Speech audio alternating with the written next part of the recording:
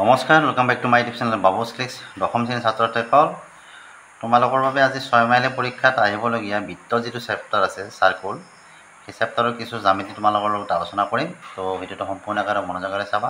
তো অহা আজিৰ ভিডিঅ'টো আমি আৰম্ভ কৰোঁ।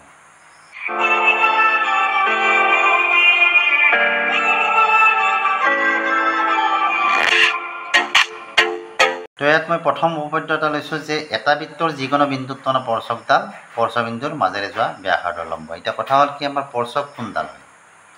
ধৰা এইটো এটা বিন্দু, এই বিন্দুৰ পৰা আমি এই বৃত্তৰ গাত যিটো মানে এনেকৈ টানিছোঁ এডাল ৰেখা, এইডাল হৈছে স্পৰ্শক।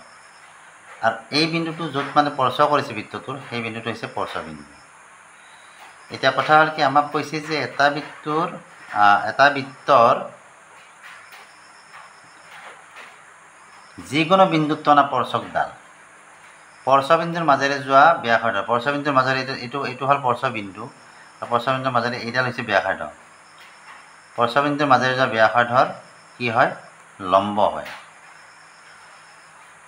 এতিয়া চোৱা, লম্ব বুলি যদি আমি ইয়াক প্ৰমাণ কৰিব লগা হয়, তেতিয়াহ'লে ইয়াত যিমানখিনি আমি এই বিন্দুৰ পৰা অৰ্থাৎ অকেন্দ্ৰ বৃত্তৰ পৰা আমি যিমানবোৰ ব্যাসাৰ্ধ অংকন কৰিম XY স্পৰ্শকলৈকে, ব্যাসাৰ্ধবিলাক ইয়াত কৰি তাৰমানে কি হ'ব লাগিব? দীঘল হ'ব লাগিব, বা ইয়াক আমি কি কৰিব লাগিব? আটাইতকৈ চুটি বুলি প্ৰমাণ কৰিব লাগিব। তেতিয়াহে ই কি হ'ব? স্পৰ্শকডালৰ ওপৰত লম্ব হ'ব। গতিকে ইয়াত এটা কথা চোৱা, এইডাল OP এডাল ব্যাসাৰ্ধ আৰু OQ ধৰা ইয়াৰ ব্যাসাৰ্ধ, কিন্তু OQ ব্যাসাৰ্ধটো আমি স্পৰ্শকৰ ক'ত? বৃত্তৰ ক'ত পৰিছে? বাহিৰত পৰিছে। গতিকে ই ইয়াত কৰি এনেও দীঘল হৈছে, হয়নে? কি লিখিছোঁ যে অকেন্দ্ৰ বৃত্তত XY এডাল স্পৰ্শক প্ৰমাণ কৰিব লাগে যে OP XYৰ ওপৰত লম্ব। OP XYৰ ওপৰত লম্ব। XYৰ ওপৰত Q আন এটা বিন্দু, এই Q আন এটা বিন্দু আৰু OQ আমি সংযোগ কৰিছোঁ। যিহেতু Q বিন্দুটো বৃত্তটোৰ বাহিৰত আছে, Q বিন্দুটো আমাৰ ক'ত আছে? বৃত্তৰ বাহিৰত আছে। আৰু এনেকৈ যিমান টানিবা তোমাৰ চব বিন্দু কি হ'ব? বাহিৰত থাকিব। বুজি পাইছেনে? এনেকৈ যিমান টানিবা। এতিয়া কথা হ'ল কি, যিহেতু Q বিন্দুটো বৃত্তটোৰ বাহিৰত আছে, গতিকে বৃত্তটোৰ ব্যাসাৰ্ধ OPতকৈ, এই যিটো বৃত্তৰ ব্যাসাৰ্ধ OPতকৈ আমাৰ কি হ'ব? OQ, এই OQ দীঘল হ'ব। তাৰমানে দীঘল মানে কি? এইটো আমাৰ OP is less than OQ বা OQ is greater than OP হ'ব।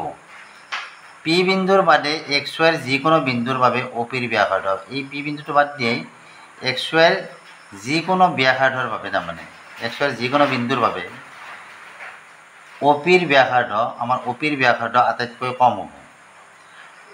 বুজি পাইছানে?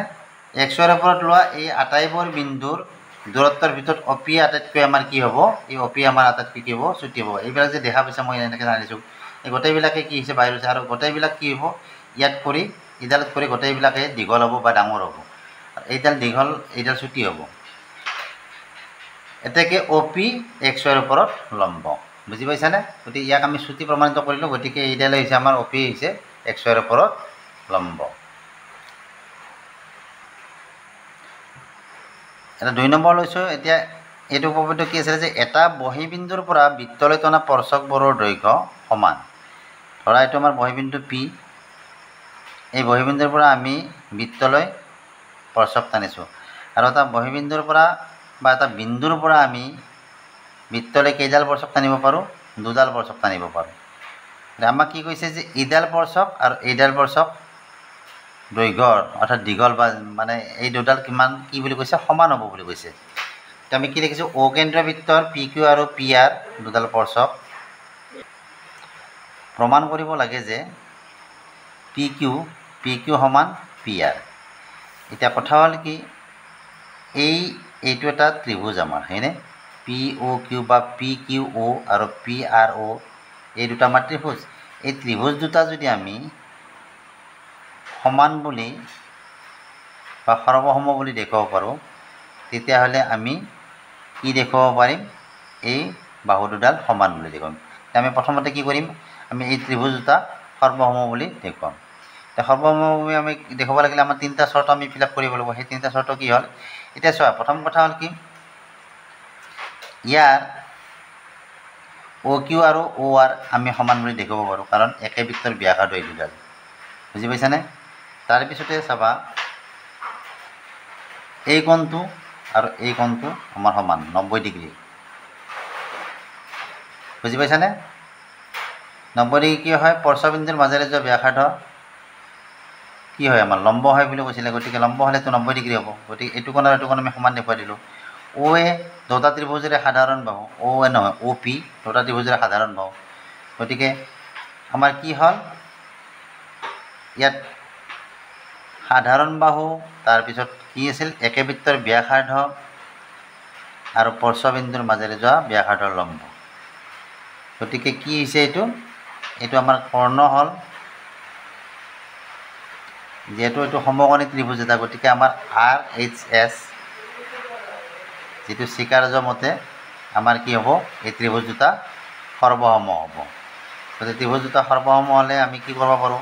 এই দুটা ত্ৰিভুজ দুটা সৰ্বসম, গতিকে আমি এই বাহু দুটা সমান বুলি ক'ব পাৰোঁ। সৰ্বসম ত্ৰিভুজৰ কি অনুৰূপ অংশবিলাক আমাৰ কি হয়? সমান হয়। গতিকে সেইমতে আমি কি কৰিছোঁ যে অকেন্দ্ৰবৃত্তৰ পি কিউ আৰু পি আৰ দুডাল স্পৰ্শক প্ৰমাণ কৰিব লাগে যে পি কিউ সমান পি আৰ। অংকন কি কৈছোঁ? অ' পি আৰু অ' কিউ, অ' কিউ আৰু অ' আৰ সংযোগ কৰা হ'ল। পি অ' কিউ ত্ৰিভুজ আৰু পি অ' আৰৰ পৰা কি পাম আমি? পি অ' কিউ আৰু পি অ' আৰৰ পৰা পি কিউ অ' সমান পি আৰ অ' স্পৰ্শবিন্দুৰ মাজেৰে যোৱা ব্যাসাৰ্ধৰ লম্ব। এই দুটা কোণ আমাৰ সমান। অ' কিউ সমান অ' আৰ, অ' পি সমান অ' আৰ। গতিকে আমি কি ক'ব পাৰোঁ?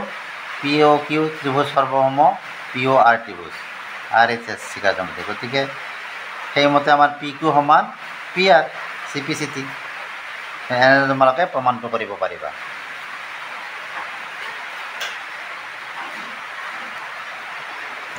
তো 3 নম্বৰটা লৈছোঁ, এটা বহিবিন্দু টিৰ পৰা অকেন্দ্ৰযুক্ত এটা বৃত্ত লৈ টি পি আৰু টি কিউ দুডাল স্পৰ্শক টনা হ'ল। প্ৰমাণ কৰিব লাগে যে পি টি কিউ সমান টুৱাইচ অ' পি কিউ।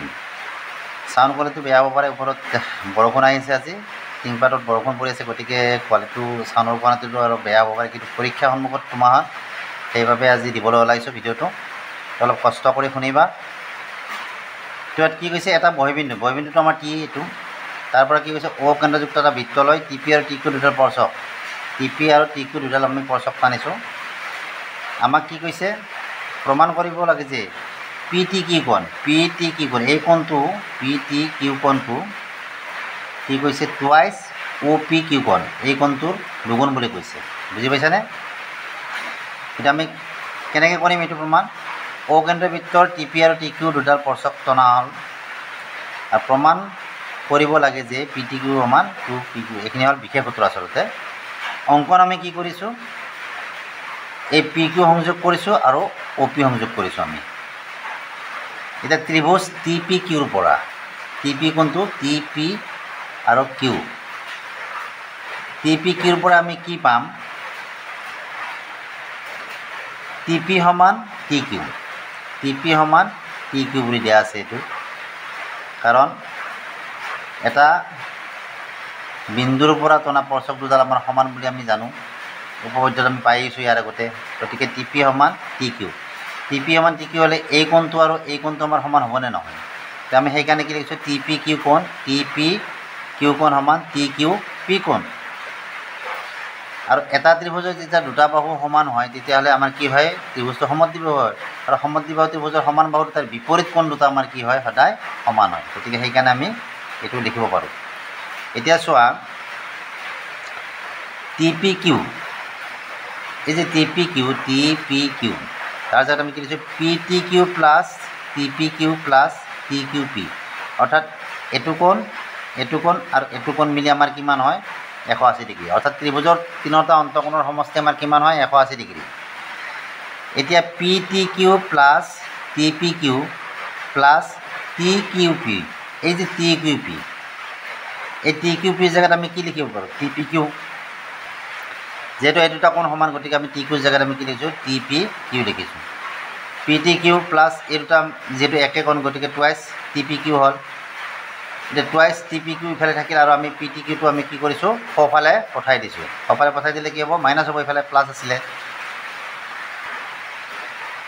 তাৰপিছতে এই দুইটো যে আছিলে এই দুইটো যদি আমি সফালে লৈ যাওঁ ইফালে পূৰণ হৈছিলে সফালে লৈ গ'লে কি হ'ব হৰণ হ'ব এতিয়া হৰণটো আমি কেনেকৈ কৰিছোঁ ইয়াক হাফ কৰি দিলোঁ কাৰণ 2টাৰ লগতে যিহেতু ই হৰণ হৈ আছে এতিয়া প্ৰথমতে 2 দি 180 হৰণ কৰিলে আমাৰ কিমান বাৰ যাব 90 বাৰ যাব আকৌ ইয়াক যিহেতু হৰণ আছে ইয়াত কেনেকৈ থাকিব ইয়াৰ লগতে এইটো পূৰণ হৈ যাব half into P T Q কোণ আকৌ অ' পি টি সমান 90 ডিগ্ৰী স্পৰ্শবিন্দুৰ মাজেৰে যোৱা ব্যাসাৰ্ধৰ লম্ব অ' পি টি কোনটো আছিলে আমাৰ চাই লোৱা এইটো অ' পি টি এইডাল হ'ল ব্যাসাৰ্ধ আৰু এইটো হ'ল স্পৰ্শবিন্দু গতিকে এইটো আমাৰ কি 90 ডিগ্ৰী কোণ গতিকে আমি কি দেখিছোঁ অ' পি টি সমান 90 ডিগ্ৰী অ' পি কিউ কোণ সমান অ' পি কিউ কোণ কোনটো আছিলে চোৱা অ' পি কিউ কোণ এই অ' পি কিউ কোণটো আমাৰ কি হ'ব অ' পি টি যিটো আছিলে অ' পি টি কোণটো এই ডাঙৰ কোণটোৰ মাজত আমাৰ এইটো কোণ আছে গতিকে আমি এই ডাঙৰ কোণ এইখিনি মান যদি আমি পাব লাগে তেতিয়াহ'লে আমি